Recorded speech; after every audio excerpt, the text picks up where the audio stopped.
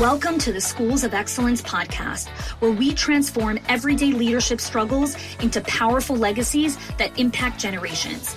I'm your host, Chanie, a 20-year veteran of school leadership who has helped hundreds of school leaders achieve what many thought was impossible through our signature programs, School Leadership HQ and Enrollment Engine. With our battle-tested frameworks and blueprints, leaders have achieved 90% parent retention, 50% less staff turnover, 15% improved profit margins, and increased enrollment by 25%. My mission is simple: to revolutionize school leadership by elevating the skills, the habits, and mindset of passionate leaders ready to create lasting change. Join me as we build your legacy of excellence, one transformative conversation at a time.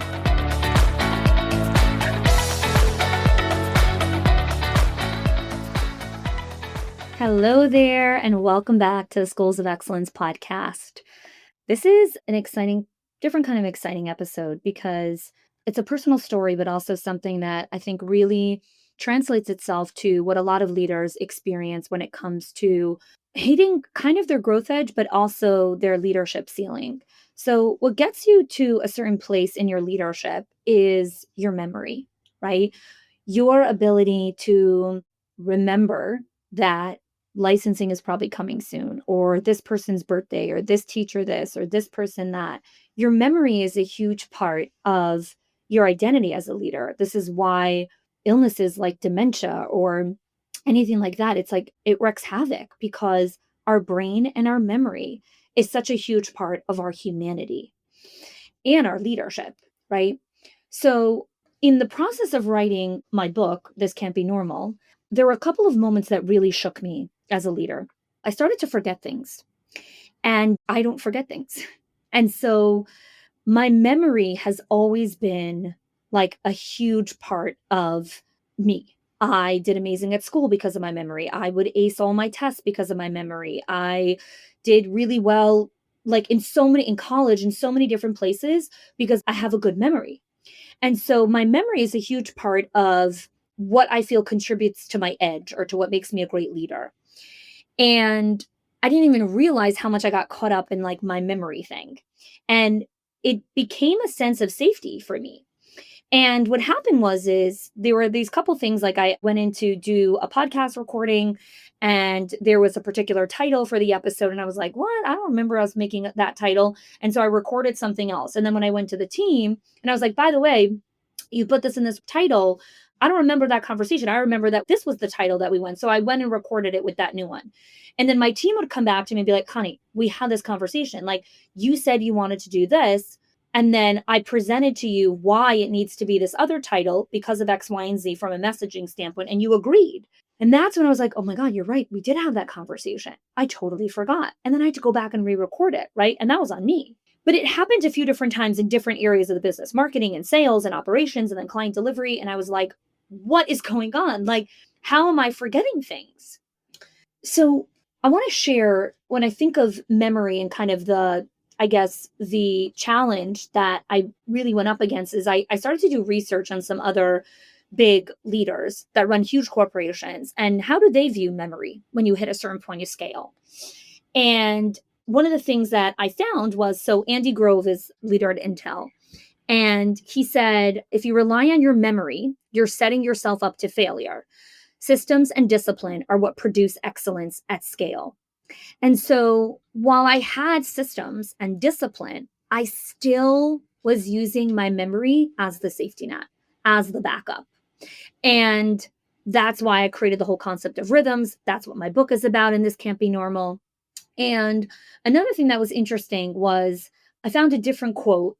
It's debatable who said it, but I think it was Naval Ravikant, I think it was. He said, the brain is for having ideas, not holding them. And I love that, right? The brain is for having ideas, not holding them. So another huge part of my memory and my brain that I realized was I'm an entrepreneur, which means I produce ideas. I love ideas. I generate and create ideas. However, my brain and my creativity are for creating those ideas, not for holding them. And as much as we had amazing processes in place and systems, I didn't trust the rhythms yet because those hadn't been fully installed to catch the things that I thought my memory was supposed to catch. My memory was also a huge part of my control, okay? Because if I could remember it, then I can be on top of it. Then I would feel safe, right? My memory, my brain helped me feel safe. But memory is fragile because stress and fatigue and pressure will poke holes in it, okay? When you try to hold it all in your head, things will slip, which means it will create anxiety. And rhythms, which what I explain in my book, are built so you don't have to remember everything, right? They hold it for you. Your brain and your memory are not the system. You have systems and you need to create rhythms. So let's look at when I think of where you might be leading from memory instead of a rhythm. Okay. So, a couple of things that you might find yourself in. One is the remind me later, right? So, teacher stops you in the hallway and she says, "Can I switch next Friday's shift for a different week?" And you're like, "Sure, just leave me a note or send me an email or I don't know, whatever you decide to tell her." They send you an email, but you forget to action it. And so now you're apologizing for being behind when really you need a container and a rhythm for people to put in their requests. But people don't do the rhythm if they believe that they could just tell you and you allow yourself and your brain to be the system, right? Hey, school owners, I see you. You've built the team, you've trusted others with the work, and somehow it still feels like everything lands on your shoulders. And that weight is exhausting. What if you could stop carrying it all alone? What if you can finally see exactly where your leadership is getting stuck and what to do next? That's where the strategic leadership scorecard was made for. In just 2 minutes, it will give you a clear diagnosis in one of the core areas of leading a school: enrollment, financial health, staff culture, or parent engagement. You'll get practical steps and trusted resources to help you lighten your load and unlock real ownership in your team to be able to lead with confidence. You deserve this level of steadiness. So take the scorecard now so you can lead with clarity and know that your school runs on shared ownership, real standards, and rhythms of accountability. So this goes into like the mental calendar, right? Where you think like, okay, I'm going to remember who said that at the staff meeting. I'm going to remember who volunteered. I'm going to remember who did this. I'm just going to remember. And what that does consistently is it forces your team into a place where they don't have to follow the processes because I could just tell you just this one time and then you'll hold the memory loop for me. But 15 teachers all telling you one thing, that's the invisible weight of leadership. That's what I talk about in chapter 1 in my book. That's the exhaustion. That's the fatigue. And so that is why rhythms and systems are such a key component of scaling your leadership.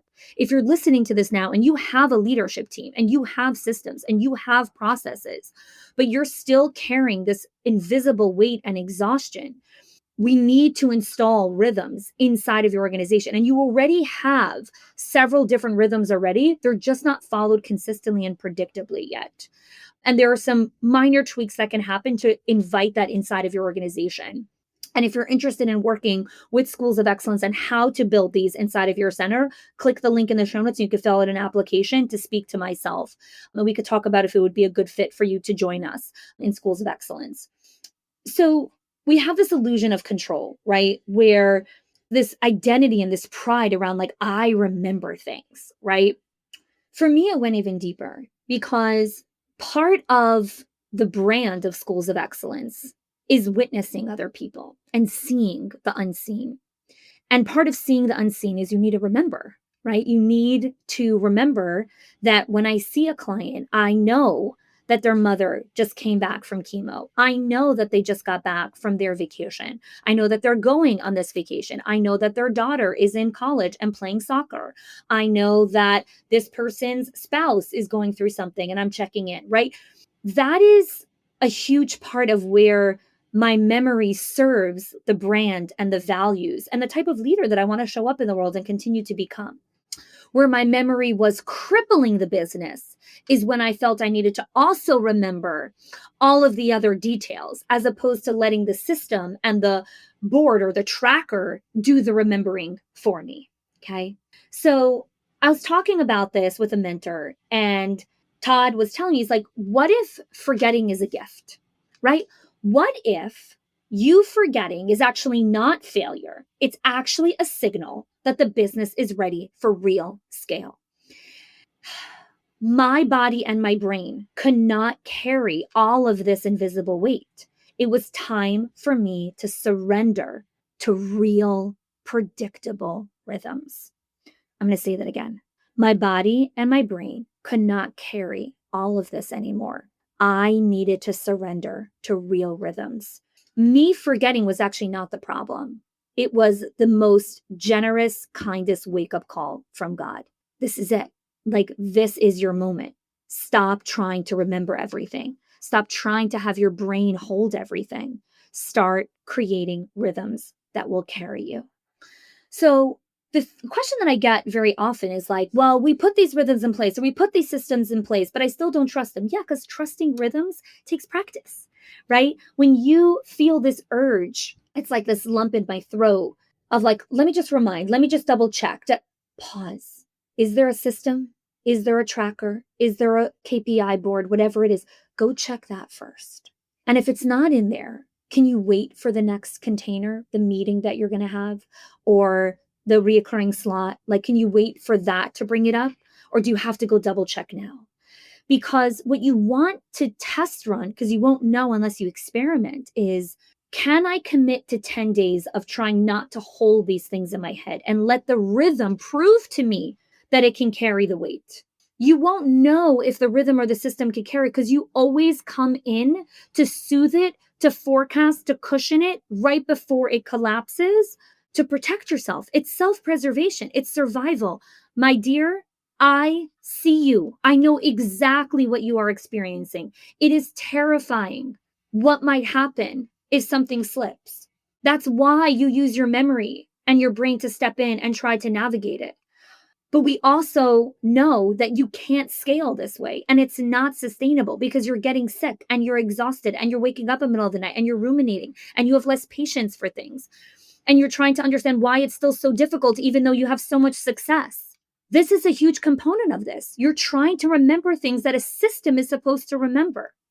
And so I want to invite you, fill out an application. Link is in the show notes. Let's have a conversation to install these rhythms. They're simple. This is not about doing more.